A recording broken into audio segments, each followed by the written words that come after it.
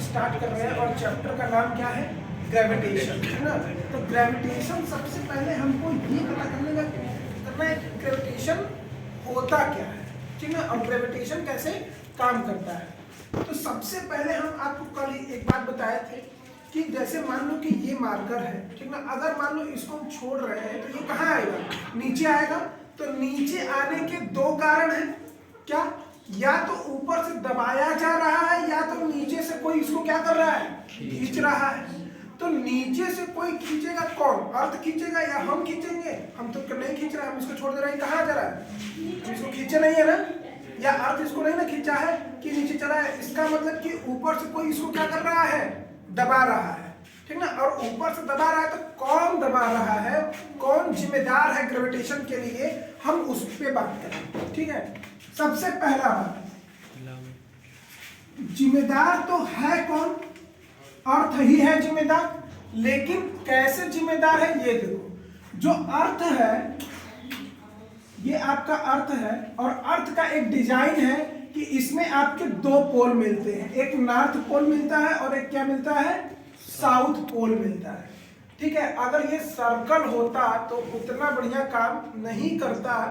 अगर ये एक शेप में है इसलिए ये बढ़िया काम कर जाता है, ठीक है। अब ध्यान से समझना, जैसे मान लो कि गांव में होता क्या है कि लोग जब धान ओसाते हैं तो क्या करते हैं? पंखा चलाते हैं, पंखा चलाते हैं और उसको डोरी से लेके आगे क्या करते हैं? गिराते हैं। तो जो वजन वाला रहता है वो पहले गिर जाता है और जो हल्का वाला रहता है वो कहाँ चला जाता है? हवा के डायरेक्शन से आगे चला जाता है। अब समझना कि अगर अर्थ घूम रहा है, ठीक ना, अगर अर्थ घूम रहा है तो अर्थ के साथ साथ, अर्थ इतना बड़ा है जिसका मास कितना है? 6 × 10⁻24 kg, और डस्ट पार्टिकल का मास कितना होता है? उसके कंपैरिजन में तो मास लेस हो गया एकदम, मत तो कुछ नहीं है, ठीक ना। तो अगर अर्थ घूम रहा है तेजी से, वो भी 6400 किलोमीटर के रेडियस से, यानी एक कितना हो गया? 128 किलोमीटर डायमीटर उसका हो गया। ये जो पोर्शन है ये कितना है? 6400 किलोमीटर है, ठीक ना। और ये जो है इससे लगातार मूव कर रहा है, तो इसके साथ साथ जो डस्ट पार्टिकल इसके आसपास के होते हैं वो भी क्या करते हैं? इसके साथ मूव करते हैं। अब इसके साथ मूव करते हैं तो कितने रीजन तक के मूव करते हैं? लगभग 100 किलोमीटर, यानी अर्थ के सरफेस से 100 किलोमीटर दूर तक के डस्ट पार्टिकल अर्थ के साथ साथ क्या करते हैं? रोटेट करते हैं। अब ध्यान से समझना चीजों को, क्योंकि अब जो बात आने वाला है यहीं पे कहानी बदलने वाली है। अगर हम ये बोलें कि कोई भी ऑब्जेक्ट तभी मोशन में होता है जब वो चार्ज होता है, जब उसके पास चार्ज होगा तभी ऑब्जेक्ट मूव करेगा। अरे हमारे जेब में पैसा नहीं है, झूठा दुकान में पहुंच जाएंगे? नहीं पहुंचेंगे। जब हमारे जेब में 100-200 रुपया रहेगा तो फट से कहाँ पहुंच जाएंगे? दुकान में पहुंचेंगे। इसका मतलब कि हम क्या है? चार्ज हैं, तभी तो पहुंचने जा रहे हैं वहां पे खर्च करने के लिए। तो अगर कोई भी ऑब्जेक्ट रेस्ट में है तो इसका मतलब उसके ऊपर चार्ज नहीं है, और कोई भी ऑब्जेक्ट अगर मोशन में है तो इसका मतलब क्या है? चार्ज में है, ठीक ना। तो अर्थ तो अपने एक्सिस पे रोटेट कर रहा है, जिसके वजह से 100 किलोमीटर दूर तक के डस्ट पार्टिकल क्या कर रहे हैं? रोटेट कर रहे हैं। और अगर ये डस्ट पार्टिकल रोटेट कर रहे हैं तो इसका मतलब कि ये क्या डेवलप कर रहे हैं? चार्ज डेवलप कर रहे हैं। क्या डेवलप कर रहे हैं? चार्ज डेवलप कर रहे हैं। और चार्ज एक रिस्पेक्ट में डेवलप कर रहे हैं, और वो रिस्पेक्ट क्या है?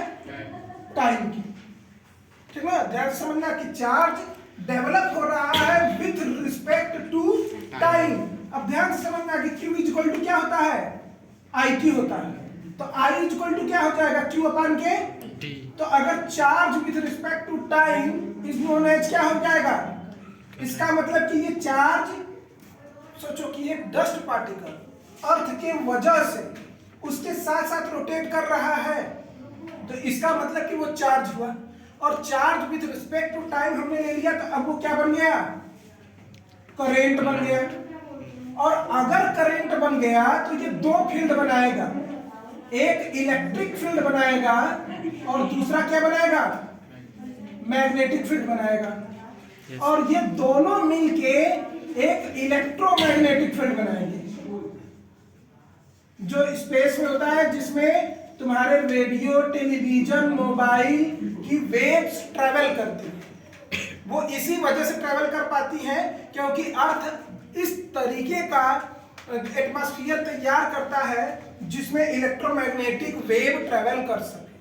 ठीक है, तो ये इलेक्ट्रोमैग्नेटिक वेव या फील्ड बन गया। अब ध्यान से समझना कि और क्या चीजें हैं भाई। जब इलेक्ट्रिक फील्ड बना, मैग्नेटिक फील्ड बना, तो इसका मतलब कि ये इलेक्ट्रिक फील्ड, मैग्नेटिक फील्ड एक तरीके से एक फोर्स बनाएगा, अट्रैक्शन वाला फोर्स, रिपल्शन वाला फोर्स बनाएगा। और अगर फोर्स बनाएगा तो इस 100 किलोमीटर एरिया पे बनाएगा कि नहीं, बोलो 100 किलोमीटर एरिया पे, यानी फोर्स बना रहा है किस पे, एरिया पे। अब फोर्स बाई एरिया क्या होता है, प्रेशर हो गया, और इस प्रेशर का नाम दिया गया एटमॉस्फेरिक प्रेशर। ये वही प्रेशर है जो हर इंसान के ऊपर लगता है और उसका एक वैल्यू होता है 1 ATM। एक ATM सभी लोगों के ऊपर क्या लगता है, प्रेशर लगता है। और यही प्रेशर यानी जो एटमॉस्फेरिक प्रेशर है वो एवरी ऑब्जेक्ट पे, यानी हर ऑब्जेक्ट पे लगता है और उस ऑब्जेक्ट को हमेशा कहाँ नीचे भेजता है, नीचे भेजने का कोशिश करता है।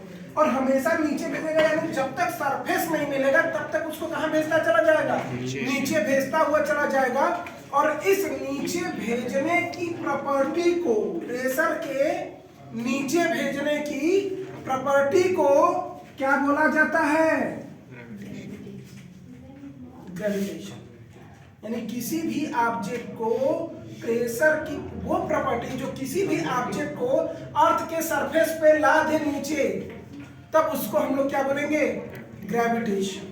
सोचो, ग्रेविटेशन बस एक कहानी होता था कि न्यूटन जी पेड़ के नीचे बैठे हैं, पेड़ पे से जो है सेब गिरा, उनको चोट लग गया, गुस्सा आ गए, इसलिए जो है कि वो न्यूटन ला खोज कर दी। ऐसा कहीं पॉसिबल है? ये सब चीजें, ये सब एक बहकाने का बस तरीका है।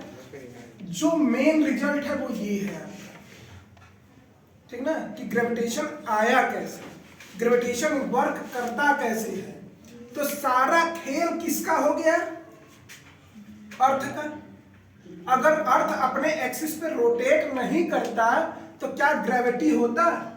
इसी वजह से अगर हम बात करें अपने गैलेक्सी का बात करें तो जिसमें बहुत सारे प्लैनेट्स हैं, बहुत सारे ऐसे प्लैनेट्स हैं जो अपने एक्सिस पे मूव करते हैं और बहुत ऐसे हैं जो अपने एक्सिस पे मूव नहीं करते हैं। और जब अपने एक्सिस पे मूव नहीं करेंगे, अब सोचना कि हर वो प्लैनेट जो अपने एक्सिस पे मूव नहीं करता है तो वो सीधे सीधे जीवन यापन के लिए पर्याप्त नहीं होगा वो प्लैनेट, यानी वहां जीवन संभव नहीं हो सकता है। और जीवन संभव क्यों नहीं होगा? ग्रेविटी का क्या रोल है जीवन यापन करने के लिए? एक व्यक्ति को ग्रेविटी का क्या जरूरत है जो है कि जीवन उस पर संभव हो सके? तो समझो, अगर अपने एक्सिस पे रोटेट नहीं करेगा तो चार्ज पार्टिकल नहीं बनेगा, पार्टिकल चार्ज नहीं बनेगा तो करंट नहीं बनेगा, करंट नहीं बनेगा तो इलेक्ट्रिक मैग्नेटिक फील्ड और इलेक्ट्रोमैग्नेटिक फील्ड नहीं बनेगा, यानी कि वो वहां पे किसी भी तरीके का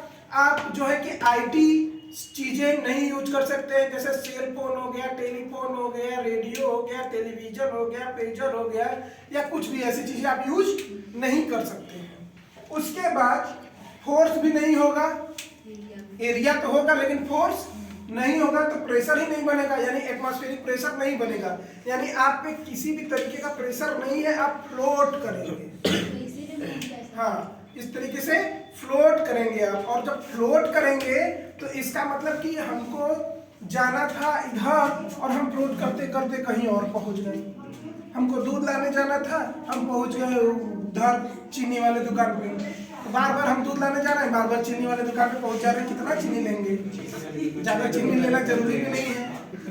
तो इसलिए हर प्लेनेट का अपने एक्सिस पे घूमना बहुत जरूरी है ताकि जीवन यापन हो सके।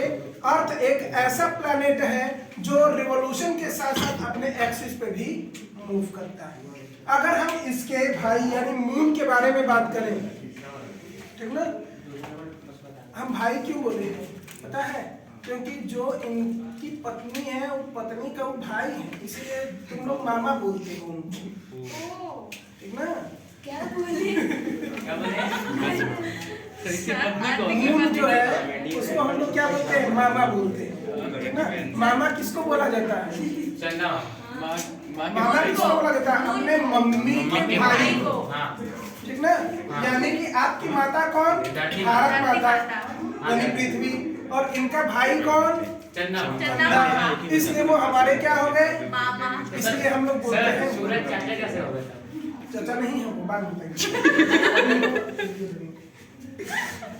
तो भाई मून हो गया, मून पे भी ग्रेविटी है और लोग कोशिश कर रहे हैं कि वहां जीवन पॉसिबल हो जाए, ठीक है? लेकिन वहां की ग्रेविटी यहाँ की ग्रेविटी से 6 टाइम क्या है? छोटा है। इसके बारे में हम लोग इस चैप्टर में आगे चलेंगे, डेरिवेशन करेंगे और बात करेंगे कि भाई कैसे ये काम करता है। तो अब ध्यान से समझना कि अगर यहाँ पे हम ऐसे जंप कर रहे हैं तो मान लो कि 1 फुट जंप कर लिए, ठीक ना? 1 फुट जंप कर लिए, लेकिन मून पे इतना ही फोर्स लगाएंगे तो 6 फुट जंप कर जाएंगे, ठीक ना? यानी कि वहां पे प्रेशर क्या है? कम है, यानी कि वहां पे हमें चलने के लिए अपने कमर में ईटा पत्थर बांधना पड़ेगा ताकि कि हम फ्लोट ना कर पाए, आराम से क्या करते हुए चले ताकि जमीन पे बने रहे। तो ये सारे बड़ी प्रॉब्लम्स क्रिएट होंगी वहां पे, या उसका एटमॉस्फेरिक तैयार किया जाएगा, तब बात किया जाएगा। अब इसका नेक्स्ट हेडिंग है, ये समझ में आया इंट्रोडक्शन कि भाई कि कैसे, what is the gravitation, gravitation होता क्या है, कैसे आया ये ग्रेविटेशन, उसके बारे में बात हो गया। अब वो है universal law, universal law of gravitation, ठीक है? और इसको दिया कौन है भाई? कौन दिया इसको? न्यूटन दिए, ठीक ना? तो बात करते हैं यहाँ पे कि यूनिवर्सल लॉ ऑफ ग्रेविटेशन है क्या, और इसमें एक चीज ये था कि इसका नाम केवल लॉ ऑफ ग्रेविटेशन भी बोला जा सकता था, लेकिन ये यूनिवर्सल इसके नाम के आगे जोड़ देना, इसका मतलब कि इसके पीछे बहुत बड़ा रीजन है, तभी यूनिवर्सल नाम इसके आगे जोड़ा गया है। सबको हम यूनिवर्सल नहीं बोल सकते, ठीक ना? जैसे अगर हम इंग्लिश पढ़ते हैं, ग्रामर पढ़ते हैं, तो उसमें हम बोलते हैं कि भैया कौवा काला होता है, तो कोई अगर यूनिवर्सल ट्रूथ होता है तो वो हमेशा सिंपल टेंस में बनाया जाता है। ठीक उसी तरीके से यूनिवर्सल का मतलब हमारे फिजिक्स में बहुत कांस्टेंट है, जैसे पाई हो गया, पाई का वैल्यू कितना होता है? 3.14, और भी स्मॉल जी है, और बोल्ट्जमैन कांस्टेंट है, इस तरीके से बहुत सारे कांस्टेंट हैं, लेकिन वो सब कहाँ एप्लीकेबल हैं? केवल और केवल अर्थ पे एप्लीकेबल है। इसके अंदर से जो कांस्टेंट निकलने वाला है वो कांस्टेंट केवल अर्थ का ही नहीं, पूरी गैलेक्सी का है। यानी आप किसी भी प्लेनेट पे चले जाइए, कहीं भी चले जाइए, हर जगह उसका वैल्यू क्या होगा? सेम होगा, कांस्टेंट होगा। इसलिए इसको बोला गया कि भाई ये यूनिवर्स का कांस्टेंट है। पहला यही एक कांस्टेंट है जो किसका कांस्टेंट है? यूनिवर्स का कांस्टेंट है, इसलिए इसको बोला गया यूनिवर्सल कांस्टेंट। कभी कभी आपसे पूछा जा सकता है कि भाई कैपिटल जी को यूनिवर्सल कांस्टेंट क्यों बोला जाता है? इसलिए बोला जाता है क्योंकि वो हर प्लेनेट पे, हर जगह, कहीं भी आप चले जाइए, अपने गैलेक्सी, दूसरे के गैलेक्सी, तीसरे के गैलेक्सी में कहीं भी जाइए, कैपिटल जी का वैल्यू क्या होगा? सेम होगा, कांस्टेंट होगा। इसलिए इसको बोला गया यूनिवर्सल कांस्टेंट।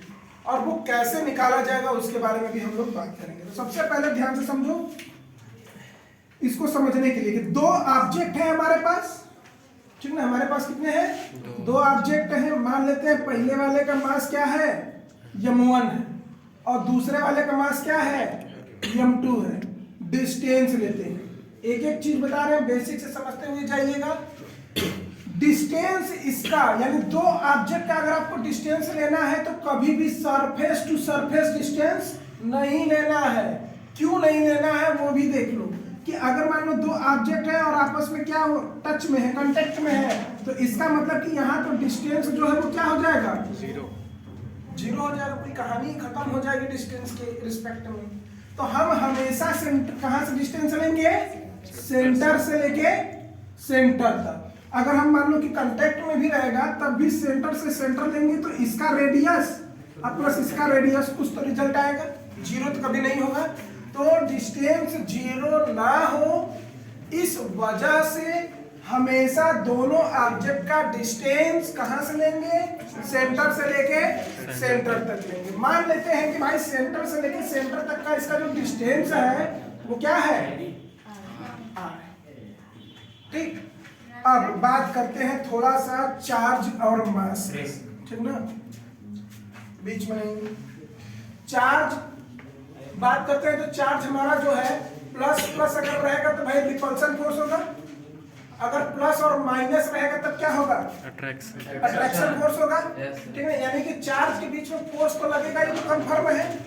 लेकिन मास अगर रहे तो हम कैसे डिसाइड करें कौन प्लस है कौन माइनस है, कैसे पता करें कि अट्रैक्शन होगा कि रिपल्सन होगा।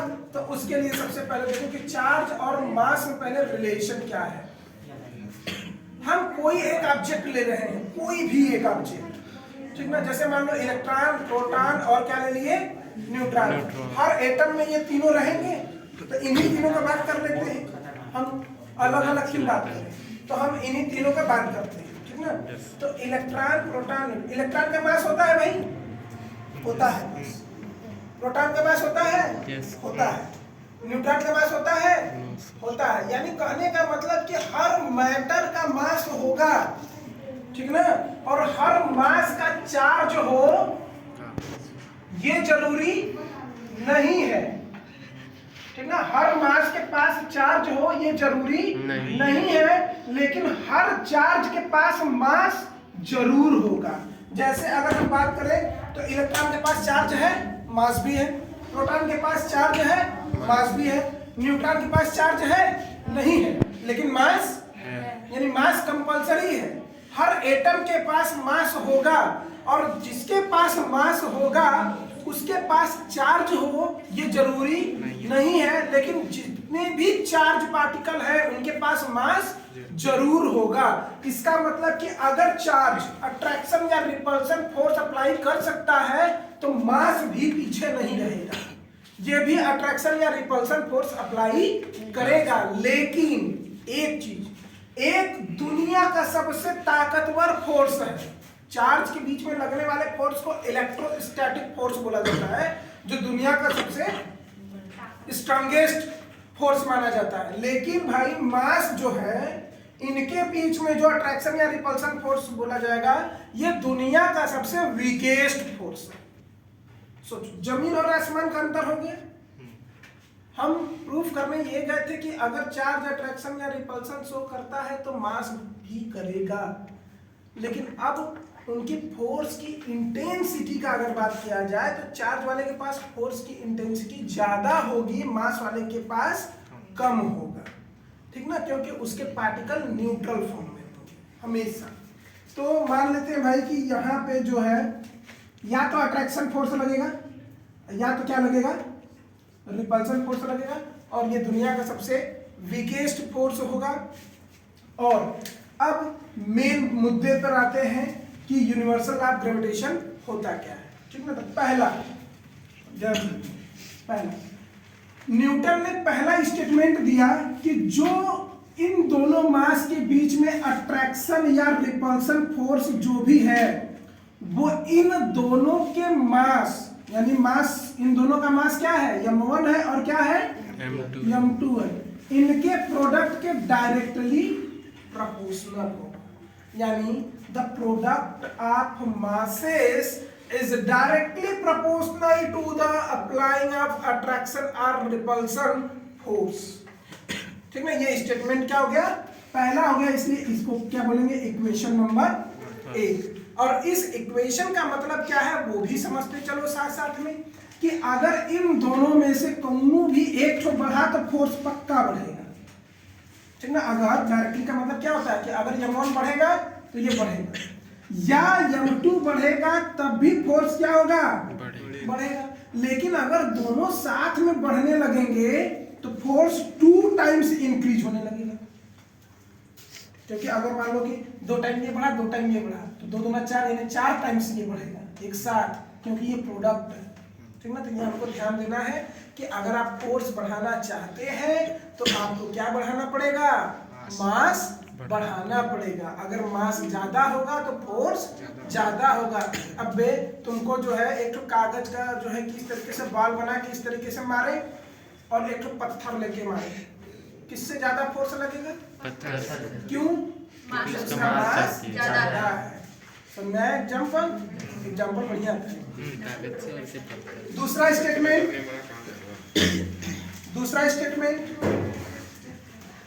स्टेटमेंट ये है कि जो फोर्स है वो इनवर्सली प्रोपोर्शनल होगा इन दोनों के बीच के डिस्टेंस के स्क्वायर। यानी इन दोनों का जो मास है, इसका सेंटर टू सेंटर जो डिस्टेंस है, अगर उसको स्क्वायर कर दिया जाए तो उसके ये क्या होगा, इनवर्सली प्रोपोर्शनल होगा। और इनवर्सली प्रोपोर्शनल होने का मतलब कि अगर रेडियस आप बढ़ाएंगे तो फोर्स क्या हो जाएगा, अगर रेडियस आप डिक्रीज कर देंगे तो फोर्स क्या हो जाएगा, बढ़ जाएगा। एक एग्जांपल इसका देते हैं। मैग्नेट यूज करते हैं आप लोग, मैग्नेट को जितना पास लाएंगे वो तुरंत अट्रैक्ट होगा। अब मैग्नेट को जितना दूर लेके जाएंगे उतना क्या हो जाएगा, तो भाई उसका मैग्नेटिक पावर खत्म होता हुआ चला जाएगा। तो डिस्टेंस अगर बढ़ेगा तो उनके बीच का फोर्स क्या होगा, कम हो जाएगा। अब डिस्टेंस जैसे मैग्नेट का घटता जाएगा, फोर्स उनके बीच में क्या हो जाएगा, ज्यादा हो जाएगा। चाहे अट्रैक्शन हो चाहे रिपल्शन, कोई भी फोर्स तो होगा। तो इसलिए ये दो चीजें हो गई भाई, न्यूटन ने यही दो चीज बताया है ग्रेविटेशन की। ठीक ना, पहला ये कि दोनों मास के प्रोडक्ट के डायरेक्टली प्रोपोर्शनल होगा, और दूसरा ये कि उनके बीच के डिस्टेंस के स्क्वायर के इनवर्सली प्रोपोर्शनल होगा। दोनों मिलाओ तो फ्रॉम फर्स्ट एंड सेकेंड, तो भाई F is directly proportional to m1 m2 upon के r स्क्वायर। ये हो गया।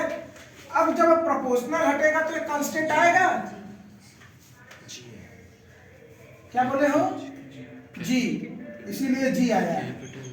F is equal to capital G m1 m2 upon के r का बताऊंगा थोड़ी। यहाँ पे ये जो जी है ये आपका क्या है, यूनिवर्सल ग्रेविटेशनल कांस्टेंट।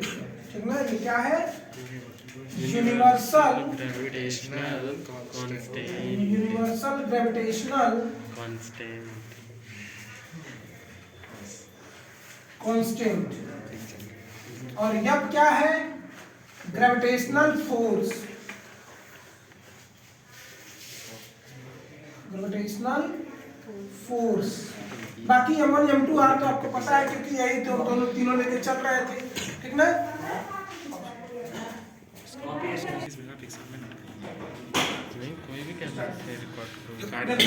इसमें कुछ केस है। ठीक ना, और केस पहले पढ़ेंगे कि भाई केस क्या है। ये तो हमारा दो आइडेंटिकल ऑब्जेक्ट के लिए हो गया, जो अलग अलग ऑब्जेक्ट थे, या दो प्लेनेट के लिए हो गया बीच में, कि एक प्लेनेट इधर है दूसरा प्लेनेट है, उनके बीच का डिस्टेंस है, उसके लिए भी है। यानी कि ये प्लेनेट आइडेंटिकल ऑब्जेक्ट, इन सब चीजों के लिए ये हो गया। ठीक है, लेकिन अगर हम बात करें कि a person who stand on surface of earth, ठीक ना, यानी कि ये हमारा अर्थ हो गया, इस पे एक आदमी खड़ा है भाई, ठीक है, एक आदमी इस पे क्या है, खड़ा है। तो अर्थ का जो मास है वो तो हमारा m ही है। अर्थ का मास क्या हो गया, m ही हो गया, और इसका मास क्या है, स्मॉल m। ठीक ना, अर्थ का मास कितना है, m ही, और इसका मास क्या है, m। इनके बीच का डिस्टेंस सेंटर से क्या होगा भाई, रेडियस होगा। जैसे मान लो अर्थ के सरफेस पे खड़ा है तो हमारा सेंटर ऑफ मास क्या है, ये है, और अर्थ का सेंटर ऑफ मास क्या है, ये है। तो वहां से लेके यहाँ तक का डिस्टेंस, तो अब ये जो है 6400 किलोमीटर, और यहाँ से लेके यहाँ तक आधा मीटर, कहाँ 6400 किलोमीटर, कहाँ आधा मीटर, दोनों को कंपेयर करेंगे तब भी 6400 किलोमीटर आएगा, ठीक ना। 6400 किलोमीटर में आधा मीटर जोड़ोगे तो कितना होगा, 6400 किलोमीटर होगा ना अप्रॉक्स में, ठीक है। तो ये हमारा क्या होगा, सरफेस पे खड़ा है ना, हाँ अंदर खड़ा है बाहर है, सरफेस पर खड़ा है, सरफेस पे खड़ा है। जैसे हम खड़े हैं, ठीक। अब देखो ग्रेविटेशन लॉ के लिए क्या चीजें जरूरी है। सबसे पहले ग्रेविटेशन तभी आप यूज कर सकते हैं जब कम से कम दो मास हो और उनके बीच में क्या हो, सेपरेशन, ठीक ना। ग्रेविटेशन लॉ लगाने के लिए आपके क्वेश्चन में, आपके कॉन्सेप्ट में, आपका जो भी पूछा गया सवाल है उसमें आपको दो मास और उनके बीच का सेपरेशन अगर रहेगा तभी आप इस लॉ को यूज कर पाएंगे, नहीं तो नहीं यूज कर पाएंगे। तो फार्मूला पढ़ लेना बहादुरी नहीं है, उसको अप्लीकेबल कहाँ करना है ये जानना जरूरी है, ठीक ना। तो ये जानो कि आप कहाँ पे इस फार्मूले का इस्तेमाल कर सकते हैं, जहां पे दो मास दिया गया हो, उनके बीच में क्या हो, सेपरेशन। अब दो मास दिया है, एक अर्थ का मास दिया है और एक ऑब्जेक्ट का मास दिया है और उनके बीच का सेपरेशन भी दिया है, मतलब यहाँ पे ग्रेविटेशन लॉ यूज कर सकते हैं कि नहीं, बोलो यूज कर सकते हैं। चलो यूज करते हैं भाई। हम मान लेते हैं कि ये जो ऑब्जेक्ट है, ठीक ना, ये इसका भाई वेट होगा कुछ ना mg होगा वेट, जो अर्थ के सेंटर पे लग रहा है। तो ये फोर्स कितना लगा रहा है अर्थ के ऊपर, यही हमको निकालना है कि ये ऑब्जेक्ट अर्थ के सरफेस पे खड़ा है तो कितना फोर्स लगा रहा है अर्थ पे, और या तो फिर अर्थ कितना फोर्स लगा रहा है इस ऑब्जेक्ट पे, दोनों बराबर फोर्स होगा। तो लगाते हैं भाई formula, F is equal to, देखो यहाँ से देखो पहला क्या लिखा हुआ है, G, पहला मास कौन है, m, चाहे m कोई भी मान लो, दूसरा मास कौन है, m, और इनके बीच का सेपरेशन क्या है, r का। तो इस फार्मूले का इस्तेमाल हम तभी करेंगे जब कोई भी ऑब्जेक्ट कहाँ हो, on the surface of earth, यानी अर्थ के सरफेस पे अगर कोई भी ऑब्जेक्ट है तब आप इस फार्मूले का इस्तेमाल करेंगे, अन्यथा इस फार्मूले का इस्तेमाल आप नहीं करेंगे। थोड़ा सा इस टॉपिक में एक चीज और है कि भाई फोर्स है तो यूनिट न्यूटन हो गया, मास का यूनिट केजी होता है, डिस्टेंस का यूनिट मीटर होता है, और लेकिन यहाँ पे एक नया वर्ड आया है हमारे लिए जिसका यूनिट डायमेंशन हमको पता करना पड़ेगा। तो इसका यूनिट डायमेंशन निकालते हैं। पहले देखो कैपिटल G इक्वल टू होगा क्या, F RE का स्क्वायर अपान के ME। तो अगर हम बात करें कि यूनिट ऑफ G क्या होगा, F का यूनिट न्यूटन, RE का यूनिट मीटर स्क्वायर, और अपान के इसका यूनिट केजी, और इस वाले का भी यूनिट केजी। यानी क्या हो गया भाई, न्यूटन मीटर स्क्वायर पर केजी स्क्वायर। ये तो हो गया unit of capital G। What is the unit of capital G? Then we can say that its unit of capital G is Newton meter square per kg square. If we found the dimension, then it is converted into in MKS unit. ठीक ना, यानी अगर हम MKS unit में इसको convert कर पाते हैं तो हम इसका डायमेंशन इजीली लिख पाते हैं। तो भाई करते हैं इसको। न्यूटन का क्या होता है, केजी मीटर पर सेकेंड स्क्वायर होता है, यस, और ये मीटर स्क्वायर हो गया अपान के केजी का स्क्वायर हो गया। तो एक केजी से एक केजी कट गया, क्या रिजल्ट आया, मीटर के पावर 3 देखो, अपान के एक तो केजी बचा हुआ है और सेकेंड का यही बचा है ना, इसको आप अच्छे से लिख लीजिए। तो ये हो जाएगा मीटर के पावर 3 केजी के पावर -1 और सेकेंड के पावर -2। तो ये यूनिट हो गया एमकेएस यूनिट, ठीक ना। और इस एमकेएस यूनिट के बहाने हम क्या लिख सकते हैं, डायमेंशन। डायमेंशन को कैसे लिखेंगे, पहले बड़ा ब्रैकेट लगाओ, केजी का m पावर माइनस मीटर का l पावर सेकेंड का यानी integral dimension of capital -1 L3 T m-1 L3 T 2 -2। 2। अब ये आपका जो है यूनिवर्सल लॉ ऑफ ग्रेविटेशन का थ्योरेटिकल पोर्शन कंप्लीट होता है। इस पे न्यूमेरिकल जो है आपका ये है दिया गया F = G/m/r²। न्यूमेरिकल आप तब लगा पाएंगे जब आप कैपिटल G का वैल्यू जान जाएंगे कि कैसे निकाला जाता है या क्या होता है, तब आप इसमें क्या कर सकते हैं, न्यूमेरिकल लगाएंगे। तो नेक्स्ट में हम लोग ये पता करेंगे कि भाई कैपिटल G का वैल्यू क्या होता है, फिर न्यूमेरिकल पोर्शन स्टार्ट होगा। ठीक है।